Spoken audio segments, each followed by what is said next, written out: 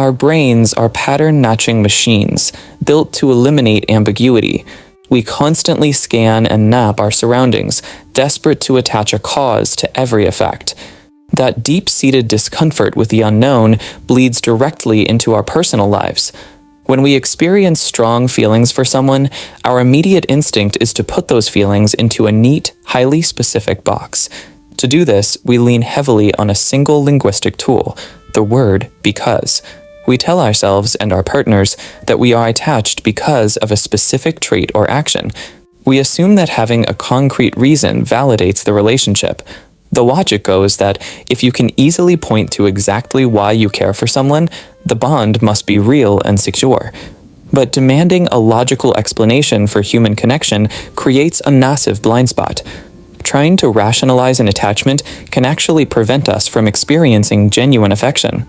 To understand the nature of this connection, we have to look closer at these becauses, as the reasons we often lean on actually point to very specific and very different types of connection.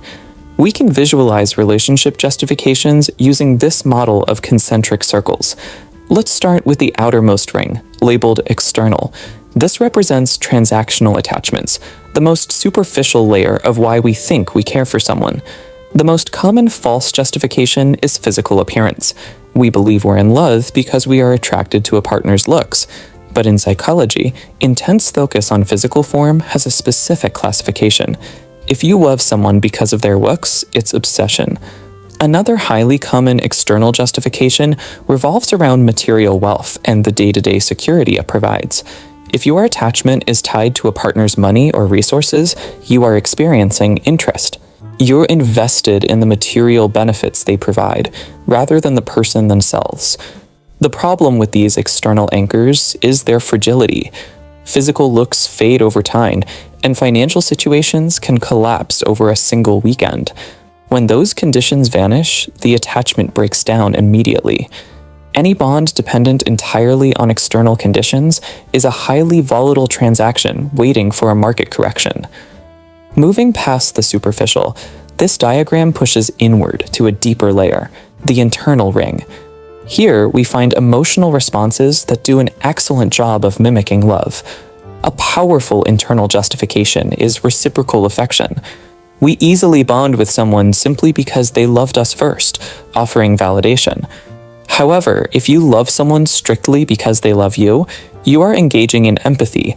You're merely mirroring their positive emotional state. We also form attachments based on character traits.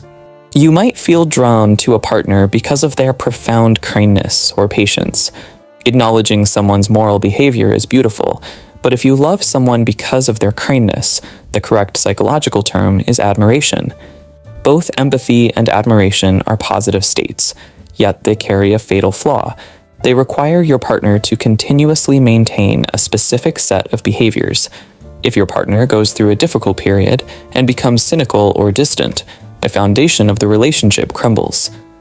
Even profound emotional responses act as masks. If a bond relies on the other person constantly behaving a certain way to exist, it remains conditional. This forces a crucial subtraction question. If you look at this diagram and strip away the external wealth, the physical looks, the returned affection, and even the admirable traits, what is left in the center? True love is defined by its total absence of irrational because. There is no specific behavior, condition, or material benefit keeping the bond intact. If you examine your relationship and find yourself genuinely confused about why you love them, if you cannot pinpoint a single logical justification for your attachment, you have found true love. This specific lack of rationale is what makes the connection resilient. Without a concrete reason holding everything together, there is no single point of failure. The relationship survives physical aging, sudden financial ruin, and emotional turbulence because it never relied on those factors in the first place. Ending the interrogation for logical meaning allows the bond to stand on its own. This silence of the because serves as the ultimate evidence of a successful, unconditional connection.